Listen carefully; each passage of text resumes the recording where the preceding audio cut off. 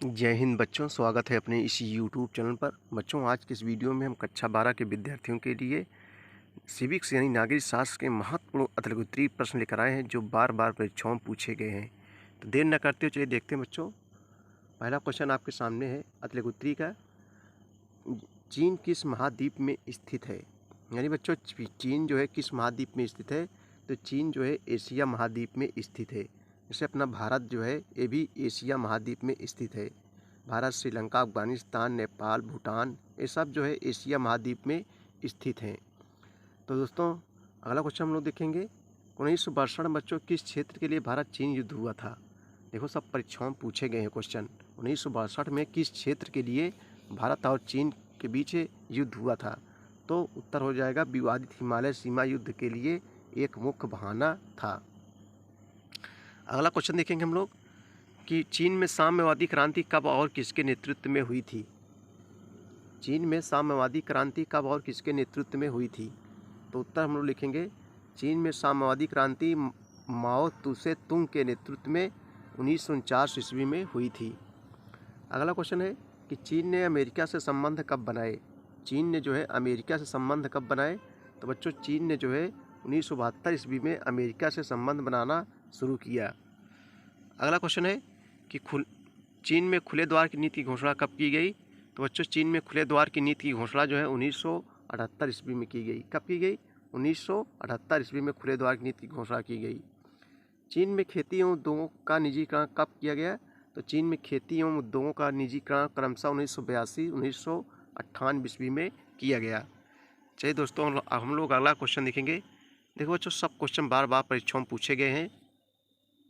अगला क्वेश्चन है कि भारत चीन के अद्यतन संबंधों की प्रमुख विशेषताएं बताइए। तो चीन के साथ उत्तर देखेंगे हम लोग। चीन के साथ भारत के लंबे समय से आर्थिक संबंध रहे हैं, लेकिन यह देश कभी भी भारत का विश्वसनीय सहयोगी नहीं रहा। 2009 में भारत चीन व्यापार $50 मिलियन का आंकड़ा पार कर लिया गया था, लेकिन सीमा विवाद को लेकर गतिरोध प्रायः बना रहता था। और 2017 में डोकलाम की झड़प इसका जो है नवीनतम उदाहरण है। अगला क्वेश्चन देखेंगे हम लोग बच्चों, जो मोस्ट इम्पोर्टेंट है। देखो, सब परीक्षाओं में पूछे गए हैं और 2024 बोर्ड एग्जाम के लिए मोस्ट इम्पोर्टेंट रहेगा। और दोस्तों, यह जो है NCERT रहेगा बच्चों, और सभी बोर्ड के स्टूडेंट्स के लिए इम्पोर्टेंट रहेगा। तो चलिए देखते हैं आसियान का उद्देश्य क्या था। अगला क्वेश्चन देखेंगे हम लोग कि आसियान का उद्देश्य क्या था। तो इसका उत्तर देखेंगे। देखो बच्चों, आसियान का मुख्य उद्देश्य दक्षिण पूर्व एशिया के देशों के बीच में अर्थव्यवस्था, सुरक्षा, राजनीति, सांस्कृतिक और आपसी क्षेत्रीय सहयोग को मजबूत करना है। चलिए अगला क्वेश्चन देखेंगे हम लोग। यूरोपीय संघ के 2 देशों के नाम बताइए जो संयुक्त राष्ट्र संघ की सुरक्षा परिषद के अस्थायी सदस्य हैं। यूरोपीय संघ के 2 देशों का नाम बताइए जो संयुक्त राष्ट्र संघ की सुरक्षा परिषद के अस्थायी सदस्य हैं। ताइए इसका उत्तर देखेंगे। ब्रिटेन और फ्रांस सुरक्षा परिषद के अस्थायी सदस्य हैं, लेकिन ब्रिटेन ने 31 जनवरी 2020 को यूरोपीय यूनियन की सदस्यता छोड़ दी। अगला क्वेश्चन है कि यूरोप में यूरो मुद्रा का प्रचलन कब शुरू किया गया? यूरोप में यूरो का मुद्रा का प्रचलन कब शुरू किया गया? तो यूरोप बच्चों क्या है? एक महाद्वीप है जिसके अंतर्गत बहुत सारे देश आते हैं। तो यूरोप में यूरो मुद्रा का प्रचलन जो है सन 2002 में शुरू हुआ। अगला क्वेश्चन है आसियान और दक्षेस यानी सार्क का पूरा नाम बताइए। देखो, कई वर्षों से लगातार परीक्षाओं में पूछा जा रहा है। तो उत्तर हो जाएगा बच्चों दक्षिण पूर्वी एशियाई राष्ट्रों का संघ यानी Association of South East Asian Nations ASEAN का पूरा नाम है, जबकि South Asian Association for Regional Cooperation SAARC का पूरा नाम है। आसियान के सदस्य देशों के नाम बताइए। देखो, कई वर्षों से भी परीक्षाओं में पूछा जा रहा है। आसियान के सदस्य देशों का नाम बताइए। तो आसियान के 10 सदस्य देश हैं, जैसे ब्रुनेई हो गया, वियतनाम हो गया, म्यांमार हो गया, कंबोडिया हो गया, लाओस हो गया, इंडोनेशिया हो गया, मलेशिया हो गया, फिलीपींस, सिंगापुर और जो है थाईलैंड। अगला क्वेश्चन है आसियान के 2 संस्थापक देशों के नाम लिखिए। तो बच्चों, आसियान के 2 संस्थापक देश, पहला है इंडोनेशिया, दूसरा है जो है मलेशिया। यानी जो है बच्चों इंडोनेशिया और दूसरा क्या है? मलेशिया है। ठीक है, ये जो है आसियान के संस्थापक सदस्य देश हैं। चलिए अगला क्वेश्चन देखेंगे। यूरोपीय संघ की स्थापना किस उद्देश्य से की गई। नेक्स्ट क्वेश्चन है कि यूरोपीय संघ की स्थापना क्यों की गई, दो कारण बताइए। दो तरह से क्वेश्चन पूछे जा सकते हैं, आइए इसका उत्तर देखेंगे। यूरोपीय संघ की स्थापना का उद्देश्य सभी सदस्य देशों में समान विदेश नीति और सुरक्षा नीति को जो है अपनाना था।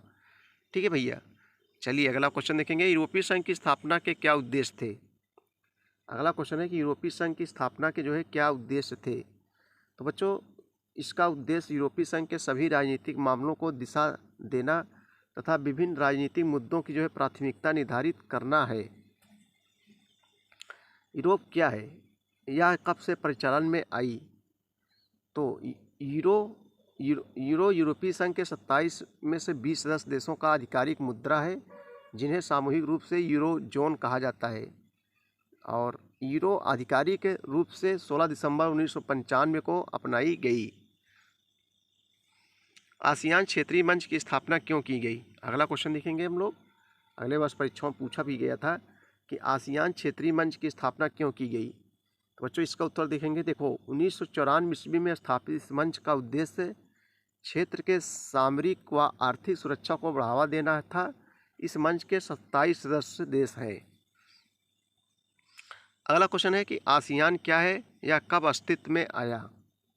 आसियान जो है क्या है, यह जो है कब अस्तित्व में आया। तो बच्चों, यह एक क्षेत्रीय संगठन है। आसियान, देखो क्षेत्रीय संगठन होते हैं उनमें जो है कम देश होते हैं, जो अंतर्राष्ट्रीय संगठन होते हैं उनमें ज़्यादा देश होते हैं बच्चों। तो आसियान एक क्षेत्रीय संगठन है जिसका उद्देश्य एशिया प्रशांत क्षेत्र के देशों के मध्य सामाजिक व राजनीतिक स्थिरता को बढ़ाना और विकास करना। इसकी स्थापना 8 अगस्त 1967 को बैंकॉक यानी थाईलैंड में जो है की गई थी। अगला क्वेश्चन देखेंगे दोस्तों हम लोग। आसियान की स्थापना किस घोषणा पत्र पर हस्ताक्षर के बाद की गई। आसियान की स्थापना किस घोषणा पत्र पर हस्ताक्षर के बाद की गई। चलिए इसका उत्तर देखते हैं।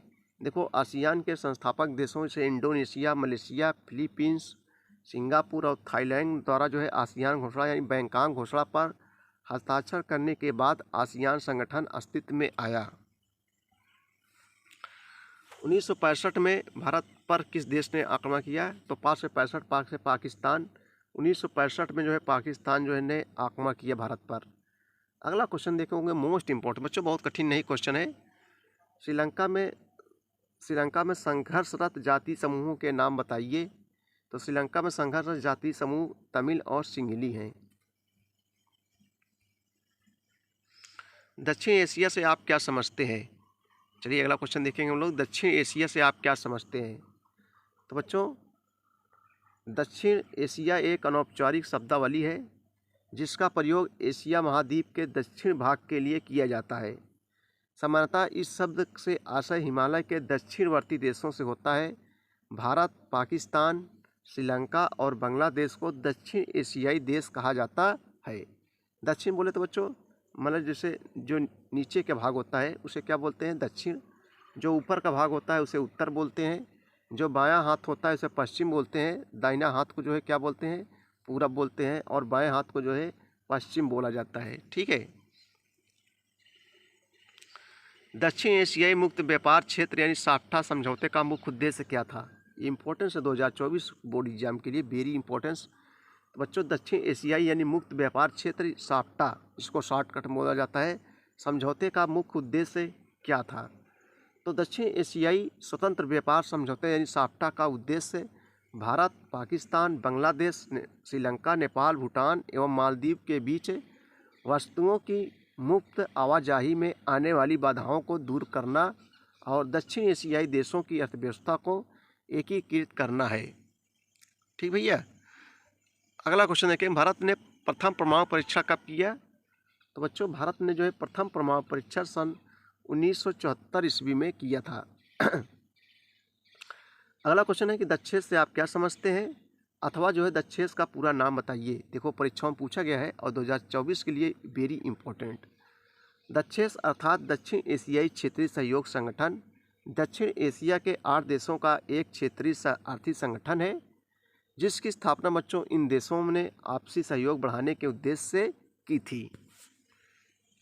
चलिए दोस्तों, अगला क्वेश्चन हम लोग देखते हैं भैया। दक्षिण एशिया के 2 सबसे छोटे देशों के नाम बताइए।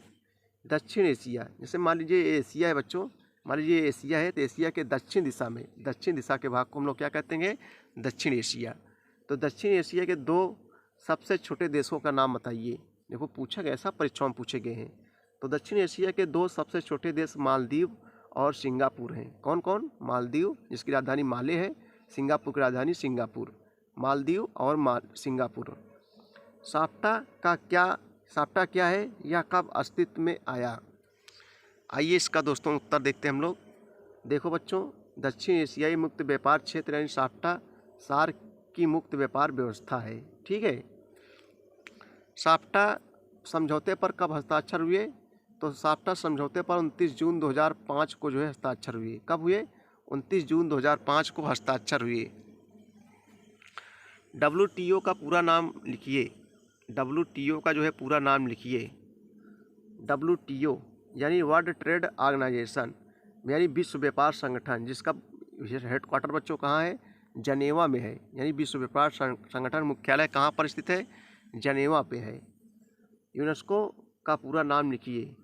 तो संयुक्त राष्ट्र शैक्षणिक मनोवैज्ञानिक एवं सांस्कृतिक संगठन यानी United Nations Educational Scientific and Cultural Organisation, संयुक्त राष्ट्र शैक्षणिक वैज्ञानिक एवं सांस्कृतिक संगठन, इसका फुल फॉर्म होता है हिंदी में। सुरक्षा परिषद में वीटो कितने देशों को प्राप्त है? तो सुरक्षा परिषद में वीटो 5 अस्थायी देशों अमेरिका, रूस, चीन, इंग्लैंड एवं फ्रांस को जो है प्राप्त है। अगला क्वेश्चन है, संयुक्त राष्ट्र संघ की स्थापना कब हुई? चलिए, बहुत ही इंपॉर्टेंट क्वेश्चन है बच्चों, बार बार परीक्षाओं में पूछा जाता है।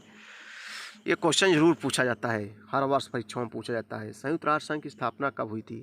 तो बच्चों, संयुक्त राष्ट्र संघ की स्थापना 24 अक्टूबर 1945 को हुई थी, द्वितीय विश्व युद्ध के बाद। देखो बच्चों, संयुक्त राष्ट्र संघ का मुख्यालय कहाँ है? अमेरिका के शहर जो है न्यूयॉर्क है। न्यूयॉर्क में इसका जो है हेडक्वार्टर यानी मुख्यालय है अमेरिका के शहर में। और इसकी स्थापना 24 अक्टूबर 1945 में की गई थी। और ये दुनिया का बच्चों, संयुक्त राष्ट्र संघ जो है ये दुनिया का सबसे बड़ा अंतर्राष्ट्रीय संगठन है। वर्तमान में इसमें 193 सदस्य देश हैं। और इसकी स्थापना क्यों की गई? यानी विश्व में शांति व्यवस्था बनाए रखने के लिए, यानी भविष्य में युद्ध ना होने पाए। द्वितीय विश्व युद्ध के बाद जो है भविष्य में युद्ध ना होने पाए, विश्व में शांति व्यवस्था बनाए रखने के लिए संयुक्त राष्ट्र संघ की स्थापना की गई। कब की गई? 24 अक्टूबर 1945 ईस्वी को। संयुक्त राष्ट्र संघ के अंगों के नाम लिखिए। अगला क्वेश्चन देखेंगे हम लोग। संयुक्त राष्ट्र संघ के अंगों के नाम लिखिए, अथवा संयुक्त राष्ट्र संघ के किन्हीं 2 विशिष्ट अभिकरणों के नाम लिखिए। विशिष्ट मान होता है विशेष, तो दोनों अथवा करके पूछेगा। तो बच्चों देखो, इम्पोर्टेंस है, वेरी इम्पोर्टेंस है। तो संयुक्त राष्ट्र संघ के 6 अंग हैं: महासभा, सुरक्षा परिषद, आर्थिक तथा सामाजिक परिषद, ट्रस्टीशिप काउंसिल, अंतर्राष्ट्रीय न्यायालय, सचिवालय। ये जो है 6 अंग हैं। संयुक्त राष्ट्र के किसी एक उद्देश्य का उल्लेख कीजिए। क्या कह रहा है बच्चों? कि संयुक्त राष्ट्र संघ के किसी एक उद्देश्य का उल्लेख कीजिए, अथवा संयुक्त राष्ट्र संघ का मुख्य उद्देश्य क्या है? तो संयुक्त राष्ट्र संघ का मुख्य उद्देश्य शांति एवं सुरक्षा कायम रखना, अभी जो बच्चों हमने जो बताया, और तथा युद्धों को रोकना और अंतर्राष्ट्रीय विवादों को शांतिपूर्ण साधनों द्वारा हल करना, इसका जो है मुख्य उद्देश्य है। किसका? संयुक्त राष्ट्र संघ का। ठीक है भैया। संयुक्त राष्ट्र संघ के कुल कितने सदस्य देश हैं? तो संयुक्त राष्ट्र संघ के कुल 193 सदस्य देश हैं, अभी हमने बताया। देखो ये हो गया। संयुक्त राष्ट्र के किसी एक उद्देश्य का उल्लेख कीजिए, अथवा संयुक्त राष्ट्र संघ का मुख्य उद्देश्य क्या है? तो संयुक्त राष्ट्र संघ का मुख्य उद्देश्य शांति सुरक्षा कायम करना तथा युद्धों को रोकना, अभी हमने बताया। संयुक्त राष्ट्र संघ के कुल कितने सदस्य देश हैं? 193। अंतर्राष्ट्रीय न्यायालय कहाँ पर स्थित है? आइए इसको उत्तर देखेंगे, वेरी इंपॉर्टेंस है। अंतर्राष्ट्रीय न्यायालय कहाँ पर स्थित है? तो बच्चों, संयुक्त राष्ट्र संघ का प्रधान न्यायिक अंग अंतर्राष्ट्रीय न्यायालय नीदरलैंड की राजधानी नीदरलैंड शहर हेग में स्थित है। अंतर्राष्ट्रीय न्यायालय की स्थापना जून 1945 ईस्वी में की गई थी। संयुक्त राष्ट्र की सुरक्षा परिषद के 2 अस्थायी सदस्य देशों के नाम बताइए। संयुक्त राष्ट्र की सुरक्षा परिषद के 2 अस्थायी सदस्य देशों के नाम बताइए। तो उत्तर देखेंगे हम लोग। अमेरिका, रूस, चीन, इंग्लैंड एवं फ्रांस सुरक्षा परिषद के अस्थायी सदस्य देश हैं। संयुक्त राष्ट्र संघ के वार्षिक बजट में सर्वाधिक योगदान करने वाले देशों के नाम बताइए। तो बच्चों, संयुक्त राज्य अमेरिका और जापान संयुक्त राष्ट्र के वार्षिक बजट में सर्वाधिक योगदान करने वाले देश हैं? संयुक्त राष्ट्र संघ की स्थापना के समय इसके कुल कितने सदस्य थे? तो संयुक्त राष्ट्र संघ की स्थापना के समय इसके बच्चों कुल 51 सदस्य थे। कितने सदस्य थे? 51। अगला क्वेश्चन है, हम लोग देखेंगे कि संयुक्त राष्ट्र संघ के महासचिव कार्यकाल कितना होता है? तो संयुक्त राष्ट्र संघ के महासचिव कार्यकाल जो है 5 वर्ष का होता है। यूरोपीय संघ के उन देशों के नाम बताइए जो संयुक्त राष्ट्र सुरक्षा परिषद के अस्थायी सदस्य हैं। यूरोपीय संघ के उन देशों के नाम बताइए जो संयुक्त राष्ट्र सुरक्षा परिषद के अस्थायी सदस्य हैं। तो ब्रिटेन और फ्रांस यूरोपीय संघ के वे सदस्य देश थे जो संयुक्त राष्ट्र सुरक्षा परिषद के अस्थायी सदस्य थे, परंतु अब ब्रिटेन 31 जनवरी 2020 को यूरोपीय संघ से अलग हो गया है। चलिए दोस्तों, अगला क्वेश्चन देखेंगे हम लोग। संयुक्त राष्ट्र संघ के वर्तमान महासचिव कौन है? तो बच्चों, संयुक्त राष्ट्र संघ के वर्तमान महासचिव एंटोनियो गुटेरस हैं, जो पुर्तगाल के भूतपूर्व प्रधानमंत्री थे और 1 जनवरी 2017 को अपना इन्होंने कार्यकाल आरंभ किया। यानी एंटोनियो गुटेरस पुर्तगाल के पूर्व प्रधानमंत्री थे। संयुक्त राष्ट्र सुरक्षा परिषद के किन्हीं 2 अस्थायी तथा 2 अस्थायी देशों के नाम लिखिए। संयुक्त राष्ट्र सुरक्षा परिषद के किन्हीं 2 अस्थायी तथा 2 अस्थायी सदस्यों के नाम लिखिए। देखो, कई वर्षों से पूछे जा रहे हैं लगातार परीक्षाओं में। तो बच्चों, ब्रिटेन और फ्रांस संयुक्त राज्य सुरक्षा परिषद के 2 अस्थायी सदस्य और जापान तथा माल्टा 2 अस्थायी सदस्य हैं। यानी ब्रिटेन और फ्रांस से जो है संयुक्त राष्ट्र सुरक्षा परिषद के 2 अस्थायी सदस्य देश हैं और जापान तथा माल्टा अस्थायी हैं। संयुक्त राष्ट्र संघ के मूल सदस्यों की संख्या जो है कितनी थी? वर्तमान इसकी सदस्य संख्या कितनी है? तो संयुक्त राष्ट्र संघ के मूल सदस्यों की संख्या 50 थी, लेकिन बच्चों वर्तमान में इसकी सदस्य संख्या कितनी है? 193। बार बार हम बता रहे हैं, आपको याद हो गया होगा। अगला क्वेश्चन देखेंगे। देखो बच्चों, ऊबो मत, ऊब नहीं लगनी चाहिए, ठीक है? जो काम करो जम के करो। संयुक्त राष्ट्र संघ के वर्तमान महासचिव कौन है? तो संयुक्त राष्ट्र के वर्तमान महासचिव एंटोनियो गुटेरस हैं, जो पुर्तगाल से भी हो गया है। देखो, ये भी हो गया है। विश्व व्यापार संगठन क्या है, अथवा विश्व व्यापार संगठन क्या है, इसका मुख्य उद्देश्य क्या है? चलिए इसका उत्तर देखते हैं हम लोग।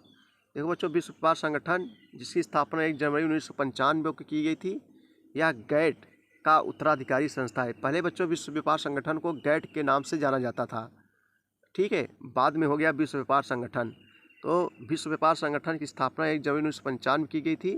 यह गैट का उत्तराधिकारी संस्था है। यह अंतर्राष्ट्रीय व्यापार के नियम निर्धारित करता है। यह बहुपक्षीय व्यापार समझौते को लागू करता है तथा अंतर्राष्ट्रीय स्तर पर व्यापारिक विवादों का जो है समाधान करता है, ठीक है भैया? इसका हेडक्वार्टर कहाँ है? जनेवा में है। संयुक्त राष्ट्र की किन्हीं 2 एजेंसियों के नाम लिखिए। बड़ी इंपॉर्टेंस है। संयुक्त राष्ट्र की किन्हीं 2 एजेंसियों के नाम लिखिए। तो संयुक्त राष्ट्र संघ की 2 एजेंसियां हैं, विश्व स्वास्थ्य संगठन जिसको WHO कहते हैं, विश्व व्यापार संगठन जिसको WTO कहते हैं। और WHO फुल फॉर्म क्या होता है? वर्ल्ड हेल्थ ऑर्गेनाइजेशन होता है, यानी विश्व स्वास्थ्य संगठन, जिसका मुख्यालय बच्चों कहाँ है? जनेवा में है। जनेवा कहाँ है? स्विट्जरलैंड में। और WTO फुल फॉर्म क्या होता है? वर्ल्ड ट्रेड ऑर्गेनाइजेशन, यानी इसका भी मुख्यालय कहाँ है? जनेवा में है। जनेवा कहाँ है?